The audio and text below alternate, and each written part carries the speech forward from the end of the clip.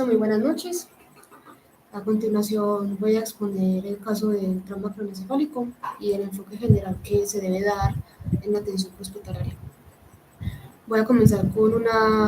artículo publicado por el colombiano ya hace tiempito sobre las tasas de accidentes de tránsito de alta mortalidad que ha habido acá con recurrencia en la ciudad de Medellín, diciendo que Antioquia ha sido la región con más muertes en accidentes viales, con más de 618 víctimas este año. Hubo un tiempo en el que una semana completa hubieron bastantes accidentes de tránsito en varias vías reconocidas de la ciudad, con la secuela de múltiples fallecidos en la escena debido a traumatismos bastante severos que se ocasionaron durante el impacto. En 88% de los 125 municipios se ha reportado bastante cantidad de muertos y Medellín es el que lidera las cifras. Eso es lo que nos hace analizar. Vivimos en una región donde es normal un accidente de tránsito, es normal el politrauma, y dentro de ese politrauma que es recurrente en la calle, siempre debemos de considerar que el trauma en cabeza va a liderar el suspecto de estos traumas. Siempre va a ser el más común, el más recurrente, entonces esto nos ayuda o nos enseña que debemos tener mayor estrategia o mayor habilidad a la hora de atender estos casos en la escena prehospitalaria. Listo. Les presento un caso de la vida real en referencia a la situación de trauma craneoencefálico. Dice la presentación de la historia, la fecha del 16 de julio del año actual, alrededor de las 4:40 de la tarde. El motivo de consulta es un accidente de tránsito. Se presenta un masculino alrededor de los 18 años de edad en calidad de conductor de motocicleta, traído por el personal APH al servicio de urgencias de una institución reconocida en el municipio, presentando un cuadro de pocos minutos de evolución consistente en pérdida de conocimiento, posterior a un choque lateral de motocicleta con vehículo particular. En la escena se evidencia que el paciente no tenía un aporte adecuado del casco de seguridad. ¿Qué se presenta en el examen físico? En el servicio de urgencias el paciente llega con una presión arterial de 88,52, una saturación del 100%. Se hace énfasis de que durante la escena prehospitalaria al paciente se le hace un adecuado abordaje de columna cervical, de vía aérea, proporcionándole una oxigenación del 100%, con una máscara de inhalación, una frecuencia cardíaca de 110 latidos por minuto. En el momento no tenemos datos de la temperatura y manejando una frecuencia respiratoria alrededor de los 11 respiraciones por minuto. El momento del paciente arribar al servicio de urgencias está con un Glasgow de 4/15, presentando una herida lacerante con un sangrado activo, pero escaso, en región temporal derecha, con unas leves de desviación de la mirada hacia la línea media y sin otros hallazgos relevantes en otros sistemas durante el examen físico. Entonces, tenemos clara la definición de un trauma craneoencefálico, que es una alteración de la fisiología neuronal debido a un impacto externo por el golpe de la cabeza. Hay que tener claro de que un TEC no es igual a un totazo, no es igual a un golpe leve de la cabeza, sino que hay diferencias de los casos que ocurren a nivel neuronal, que no todo golpe de la cabeza siempre va a ser un TEC. Tenemos que la clasificación de este trauma craneoencefálico lo tenemos en ayuda a una escala con McLeod, que más adelante se las voy a mostrar, y esto nos va a indicar qué tan severo es el cuadro clínico del paciente respecto a su trauma de cabeza. Entonces, según la clasificación de escala Coma-Glasgow, tenemos un trauma craneoencefálico leve cuando esta escala nos da como resultado entre los niveles de 14 y 15.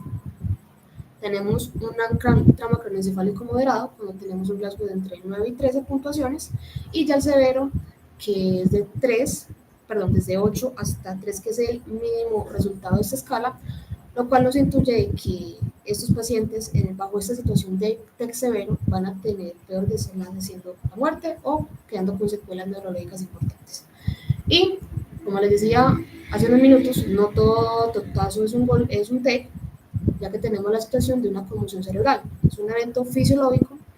que consiste en una disfunción cerebral inducida por un traumatismo, pero que a nivel de la tomografía o a nivel de una imagen no evidenciamos una lesión estructural demostrable.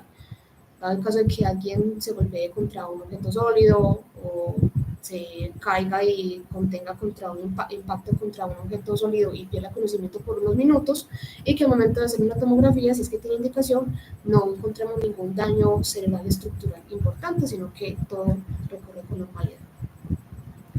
Bueno, entonces en esta situación de trauma craneoencefálico tenemos dos eventos fisiológicos donde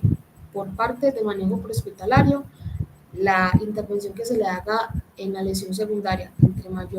entre más efectiva sea, mayor sobrevida o mejor recuperación, más favorable va a tener este paciente. Pero antes definamos lo que es una lesión primaria. Consiste que la lesión o, digámoslo, el evento estresor de nivel de cerebro que va a ocurrir al momento exacto del traumatismo.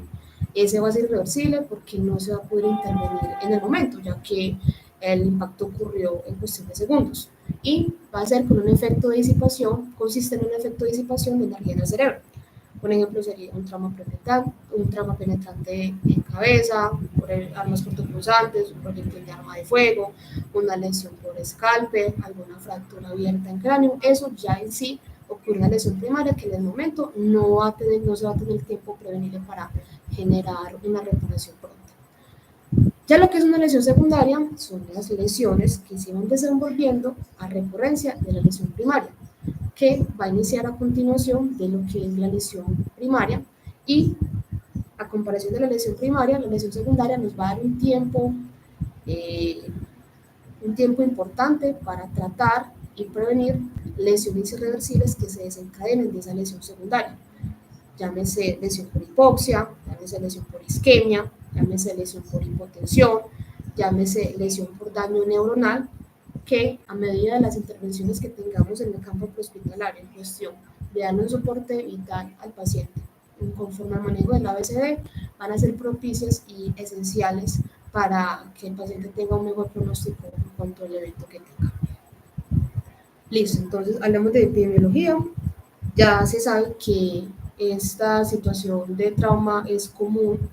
en la ciudad, a causa de motociclistas, a causa de conductores de vehículo automotor, pero especifiquemos qué población está más involucrada, son más susceptibles a sufrir este tipo de traumas.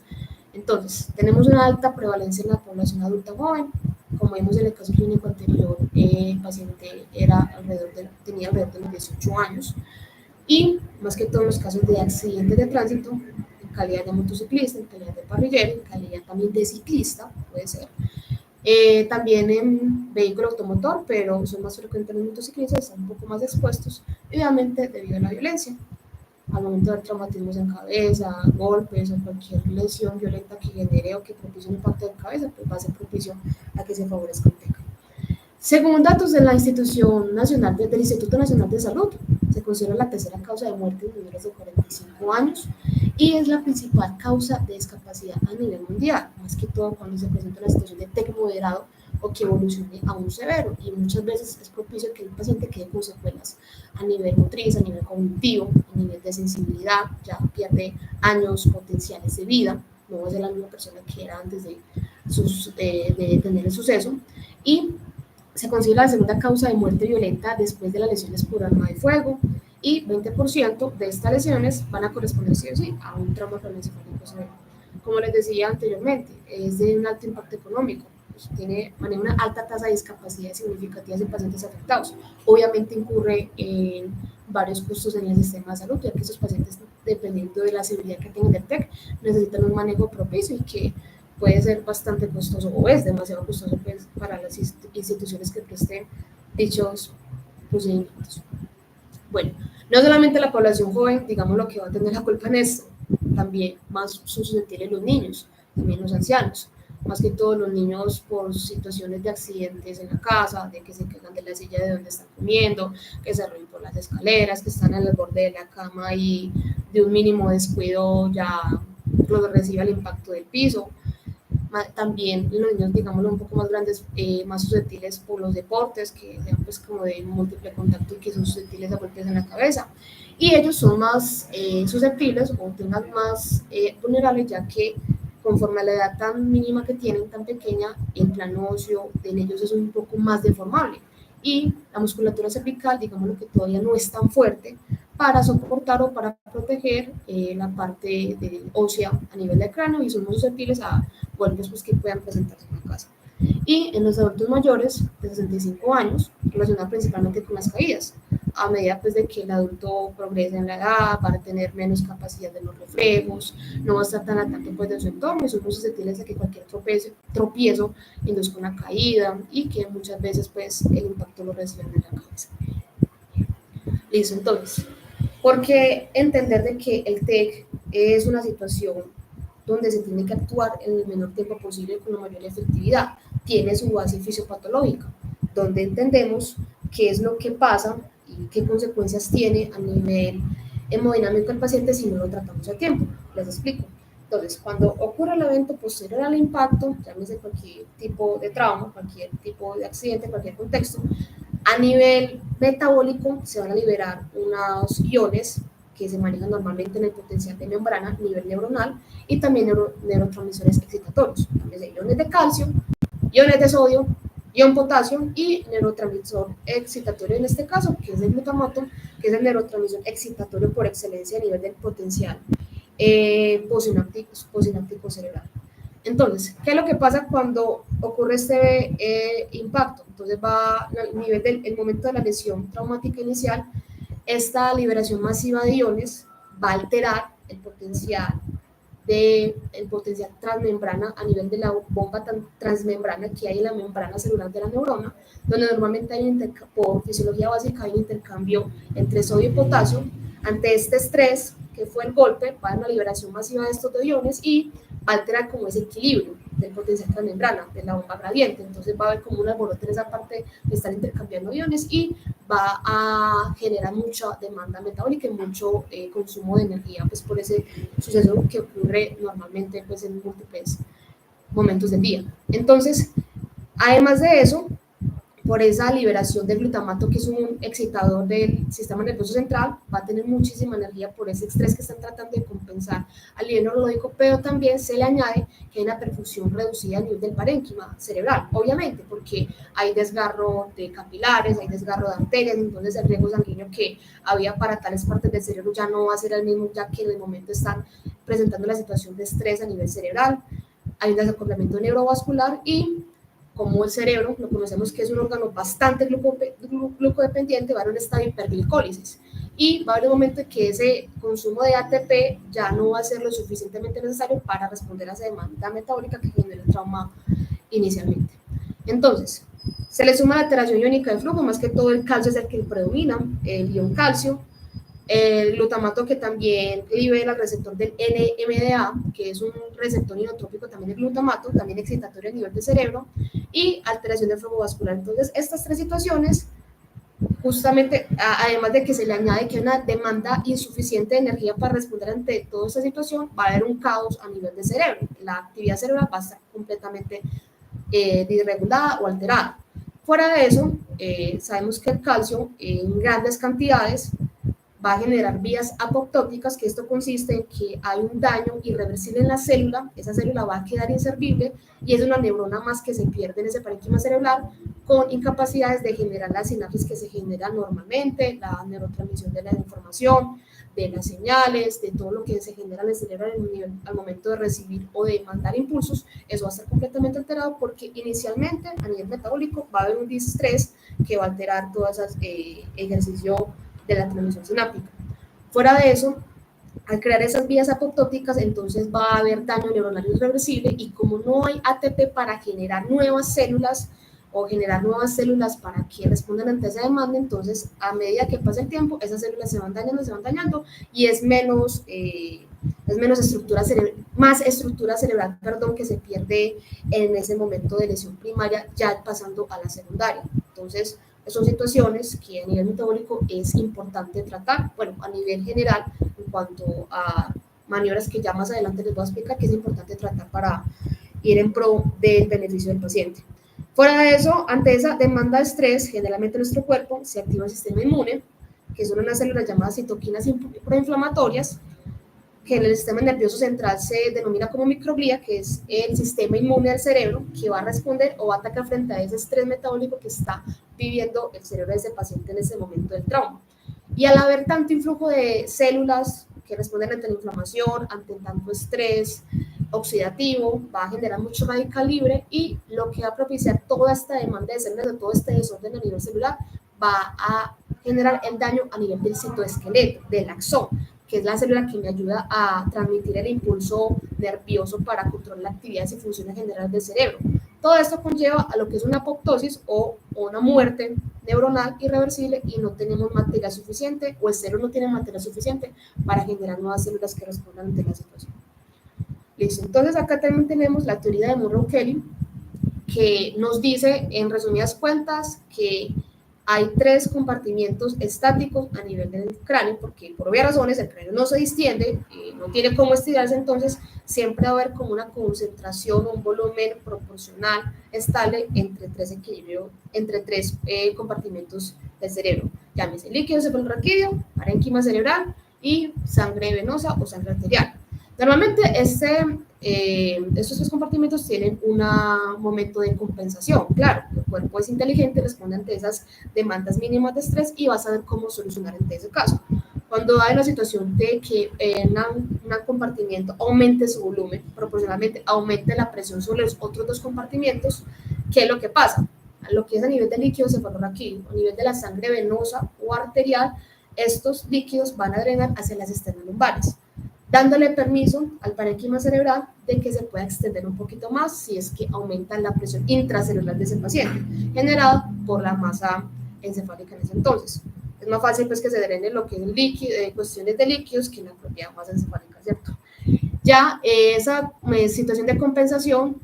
va a estar en múltiples situaciones, pero cuando ya la situación es de bastante, implicó una cinemática de alta energía, llámelo TEC moderado, TEC severo, esa compensación va a deteriorarse, o sea, ya el cuerpo ya se va a quedar cortico en compensar esa situación, no va a tener dónde drenar ese líquido cefalorraquídeo o esa sangre venosa arterial, y es mi idea que se aumenta más el flujo se aumenta más el edema cerebral, va a comprimir lo que es la sangre venosa, la sangre arterial, el líquido cefalorraquídeo, aumentando más espacio, más espacio, más espacio, y estos 2 compartimientos no van a tener donde más drenar o donde irse para darle espacio a esa masa cerebral, llevando así a que esa parénquima, esa estructura cerebral se quede sin riego sanguíneo arterial, sin riego sanguíneo venoso, y susceptiblemente aumente la presión intracraneal en este paciente, generando un edema cerebral y potencialmente la muerte de este paciente, si no se trata bien. Listo, entonces, ¿por qué es tan importante que en el manejo prehospitalario intervengamos lo más exitoso posible las lesiones secundarias? Miren todo lo que se puede generar en una cuestión de lesión cerebral que no se controla a tiempo, que no se trató de la mejor manera o que se omitieron cosas que probablemente pueden ser insignificantes, pero a la hora de saber el pronóstico del paciente va a ser vital. Entonces, se los menciono, a nivel sistémico va a haber una hipotensión, va a haber una hipoxemia, se elevan los niveles de dióxido de carbono en el cerebro, que puede generar una constricción de los vasos sanguíneos, entonces es menos el flujo sanguíneo que recibe ese cerebro en esa situación de TEC. Va a haber fiebre, va a haber una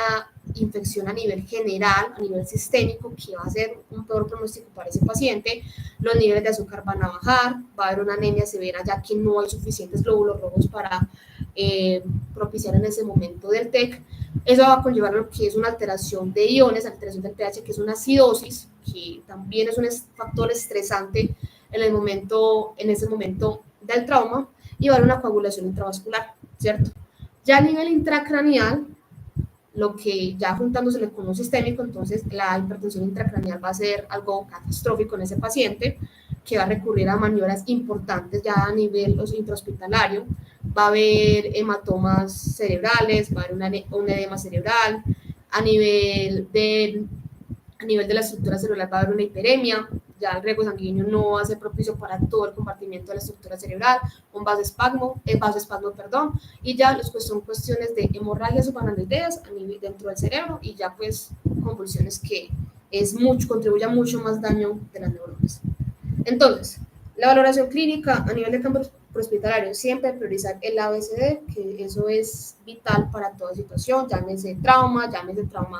de cabeza, llámese trauma de cuello, llámese para todo tipo de trauma que se presentemos a nivel prehospitalario. Siempre importante evaluar la vía aérea del paciente, cómo está esa columna vertebral, aliviarla lo más adecuado posible, porque no sabemos qué otros traumas en otras partes del cuerpo pueden potencializar la severidad de ese trauma en cabeza. mira que a nivel de la piel, a nivel sistémico, el paciente no tenga otros sitios de sangrado, tenga una buena perfusión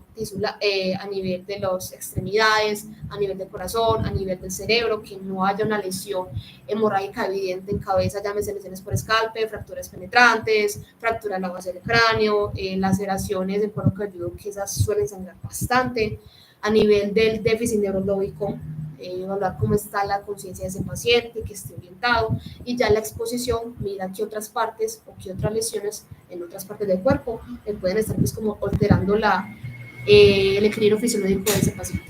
Entonces, inicialmente miramos que, dependiendo que si es un TEC leve, moderado, que el paciente esté orientado en sus 3 esferas, persona, tiempo y espacio, preguntándole de momento cómo se llama, qué fue lo que le pasó, qué estaba haciendo cuando le pasó el suceso, dónde está en el momento que sucedió el trauma, si está con un acompañante, preguntarle cómo se llama el acompañante, y eso nos va a indicar qué tanto compromiso a nivel de conciencia tiene ese paciente o qué tan, digámoslo, fuerte fue el impacto que recibió en el suceso del trauma. Y esto, el momento, muchas veces estos pacientes van a tener una pérdida de la conciencia previa, o sea, no se van a acordar qué fue lo que les pasó, no se van a acordar si salieron inyectados o no, contra qué se golpearon, pero van a recordar pues en el momento su nombre, van a recordar en ese momento dónde están, pero lo que les pasó va a estar pues completamente absuelto. Y ya lo que son mirar que el paciente presente niveles de dolor de cabeza, mareos, náuseas, vómito, síntomas evolutivos. Esto más que todo se presenta en los TEC leve. Hay que tener en cuenta, un TEC leve no siempre se va a quedar como un TEC leve. Eso al momento de que vayamos observándolo durante el traslado o durante que lo estamos manejando en la escena, el paciente se puede deteriorar. El paciente se puede deteriorar, llámese un TEC moderado o que un TEC moderado evolucione a uno severo. Todo dependiendo del manejo con prontitud que se le haga al paciente en ese caso. Entonces, dependiendo de qué tan fuerte sea esa cefalea, de qué tanto esté vomitando ese paciente, de qué tantas náuseas tenga, de que un momento a otro nos llegue a convulsionar, deje de reconocer la familia con la que está, si es que está con algún familiar, deje de reconocer su entorno o no sepa quién sea él en ese momento. Eso nos va a dar indicaciones de que una lesión secundaria se está desatando con prontitud a nivel sistémico, y es donde más alarmante debe ser la situación para trasladar a ese paciente y darle el manejo prehospitalario y intrahospitalario mejor posible. Y ya lo que es la evaluación en el momento de la reactividad pupilar, sabemos que las pupilas, la actividad de las pupilas en ese momento es importante para mirar que en el cerebro no haya una cuestión de edema cerebral, que esté comprimiendo otras partes del cerebro, y que eso puede ser perjudicial conforme vaya evolucionando a nivel del aporte sanguíneo, de la perfusión sanguínea del paciente, y que no le esté generando una alteración a nivel cerebral, llámese por falta de oxígeno, hipoxia, o por falta de sangre que esté generando una isquemia. Y ya a nivel del deterioro neurológico, ¿qué podemos estar mirando? Que el paciente tenga la mirada fija hacia algún punto, que al momento de estar interactuando con él no nos fije la mirada a nosotros, que esté completamente desorientado, que al momento de conversar con él tenga una habla incoherente, que no se le entienda, que al momento de preguntarle cómo se llama me responda con otra respuesta completamente incoherente, la expresión verbal tardía, el déficit de memoria, que tenga la atención completamente alterada, o que en casos extremos esté irritable, esté combativo, esté violento, o que tenga movimientos incoordinados. Listo, entonces esta imagen que les presento acá es el típico fractura en la base del cráneo, que consiste en que se hace hay una fractura, pues, como su nombre lo dice, de la parte más profunda del cráneo, que es donde se aloja pues, la base del cerebro,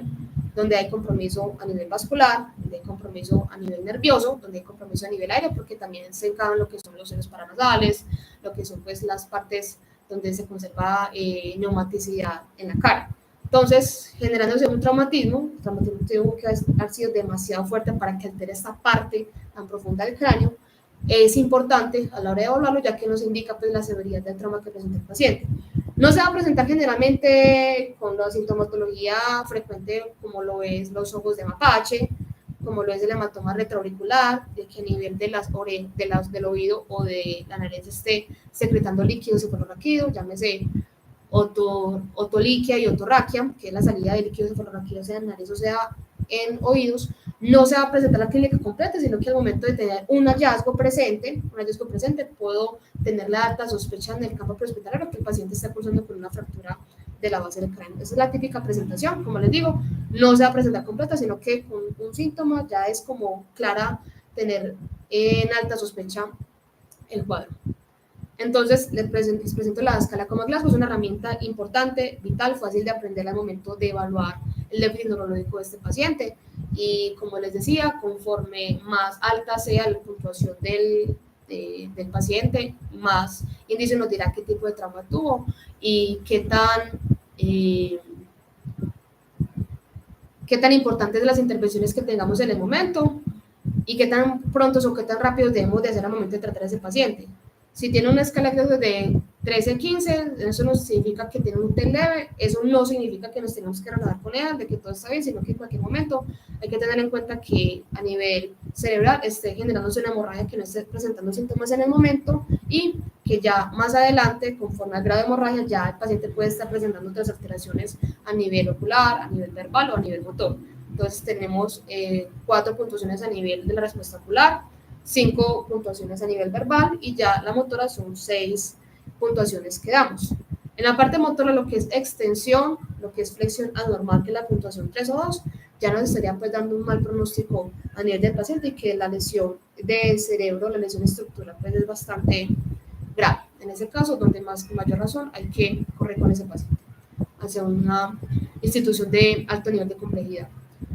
No solamente las intervenciones que le hagamos en el campo prehospitalario en el ABCD son importantes, una imagen vale más que 1000 palabras. Entonces acá, al momento de tener un paciente en situación de TEC, de trauma, es importante que a la hora de remitirlo a una institución tenga la herramienta de tomografía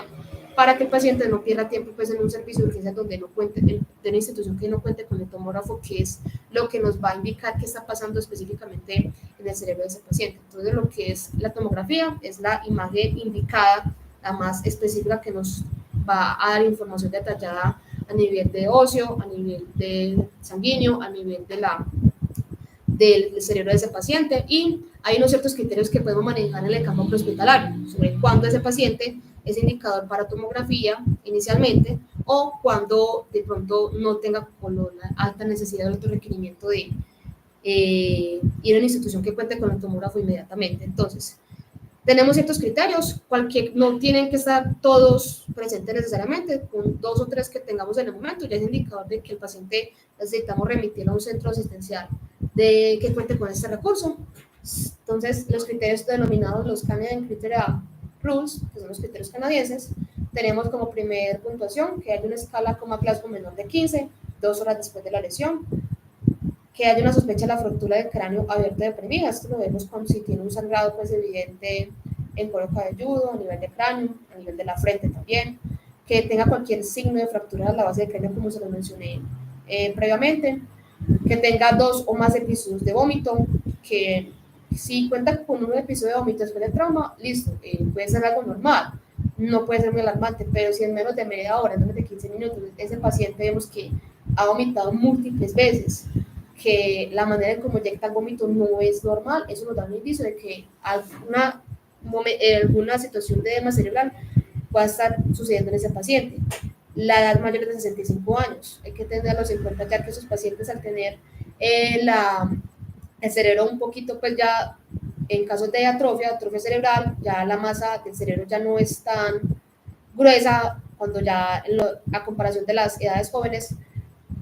la hemorragia va acumulándose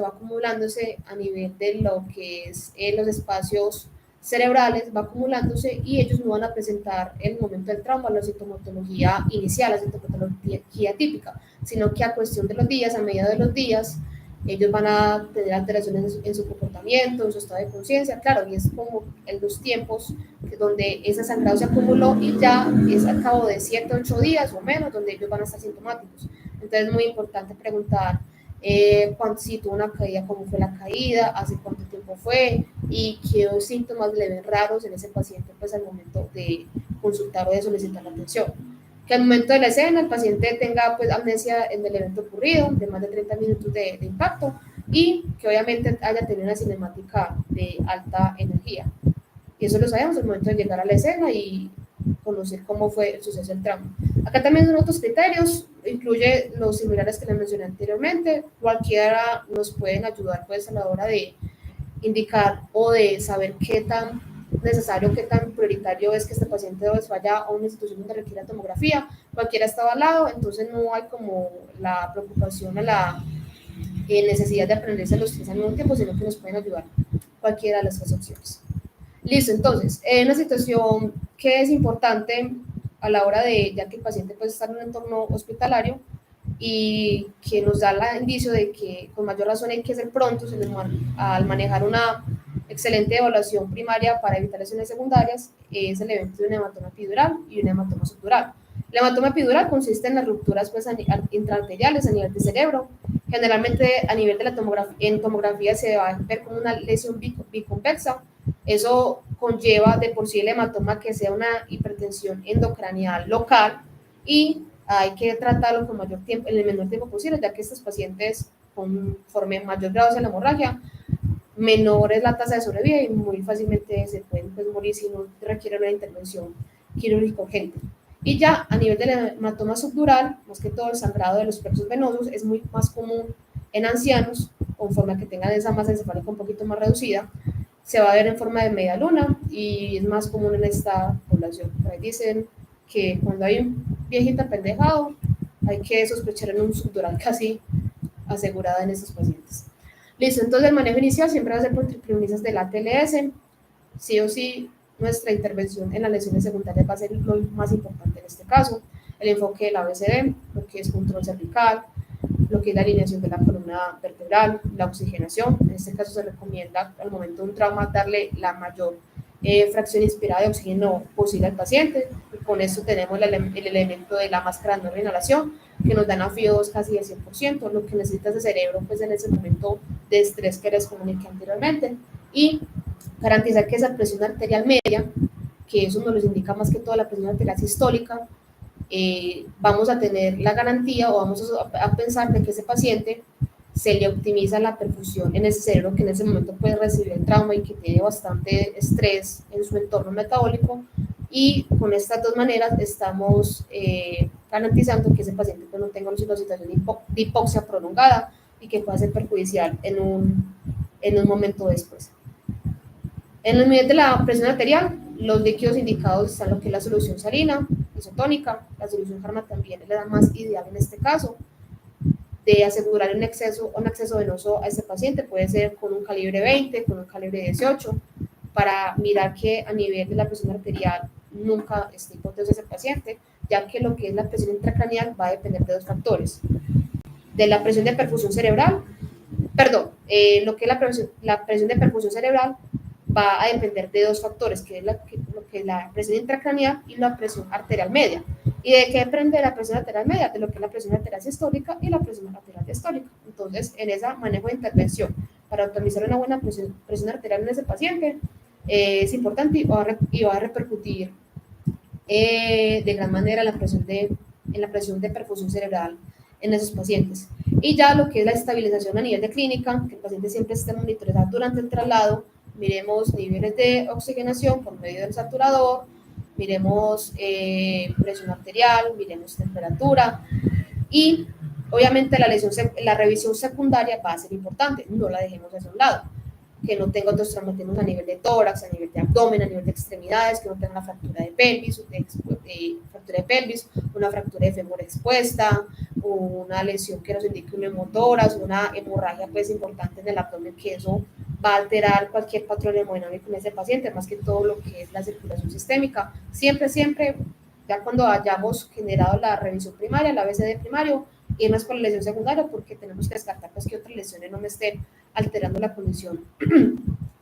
clínica de ese paciente.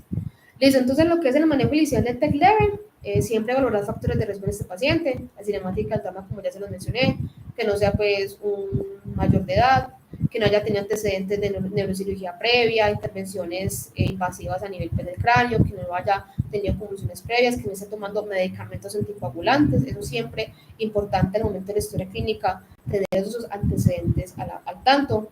Si el paciente cuenta con estos factores, se considera un paciente pues, de alto riesgo de que ese TEC se deteriore y con mayor razón priorizar la remisión de este paciente. Y ya pues a nivel interhospitalario, si el paciente pues evidentemente muestra una lesión por tomografía, ya neurocirugía se encargará pues de esa situación. Y ya si el paciente en el momento del trauma, un momento que lo estemos revisando, valorando, ya después de un tiempo que haya pasado de la revisión, no tenga alteraciones, siempre es bueno hacer una revaloración constante, tomar constante los signos vitales, tener en cuenta los signos de alarma de deterioro neurológico, que sería irritabilidad,